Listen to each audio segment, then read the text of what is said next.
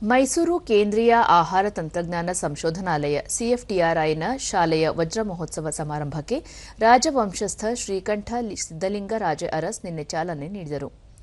ಈ ಸಂದರ್ಭದಲ್ಲಿ ಲೇಖಕ ಪ್ರೊಫೆಸರ್ ಎಂ ಕೃಷ್ಣೇಗೌಡ, ಸಿಎಫ್ಟಿಆರ್ಐನ ನಿವೃತ್ತ ನಿರ್ದೇಶಕ ಡಾ ವಿ ಪ್ರಕಾಶ್ ಉಪಸ್ಥಿತರಿದ್ದರು. It's an opportunity to thrive, enhance your hidden you, and shine to the world.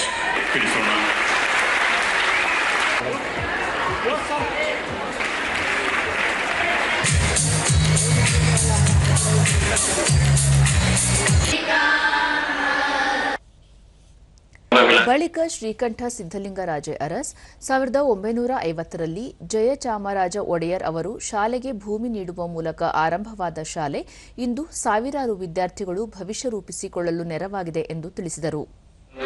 ಅರಮನೆಯನ್ನ ದೇಶಕ್ಕಾಗಿ ಅರ್ಪಣೆ ಮಾಡೋದಕ್ಕೆ ಅಂತ ಹೇಳಿ ಅಂದಿನ ಭಾರತದ ಸರ್ಕಾರಕ್ಕೆ ಒಂದು ಫುಡ್ ರಿಸರ್ಚ್ ಇನ್ಸ್ಟಿಟ್ಯೂಟ್ ಪ್ರಾರಂಭ ಮಾಡೋದಕ್ಕೆ ಅಂತ ಹೇಳಿ 1950ನೇ ಇಸ್ವಿ 21ನೇ ಅಕ್ಟೋಬರ್ ಅದನ್ನ ಅವರು ನೀಡಿಕೊಡ್ತಾರೆ. ಡಾ ವಿ ಪ್ರಕಾಶ್ ಉತ್ತಮ ಆಡಳಿತ, ಶಿಕ್ಷಣ ಸೇರಿದಂತೆ ವಿವಿಧ ಕ್ಷೇತ್ರಗಳಲ್ಲಿ ಜಯಚಾಮರಾಜ ಒಡೆಯರ್ ಅವರ ಕೊಡುಗೆಗಳನ್ನು ಸ್ಮರಿಸಿದರು.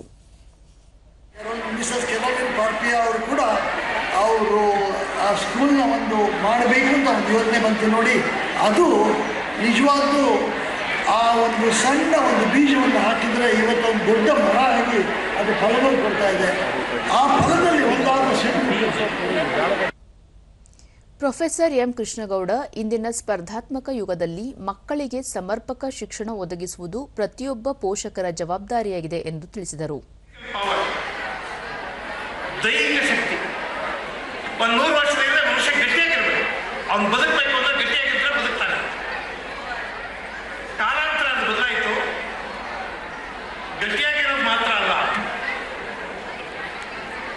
ಅವನು ಸ್ವಲ್ಪ ಅಕ್ಷರಸ್ಥ ಆಗಿದೆ.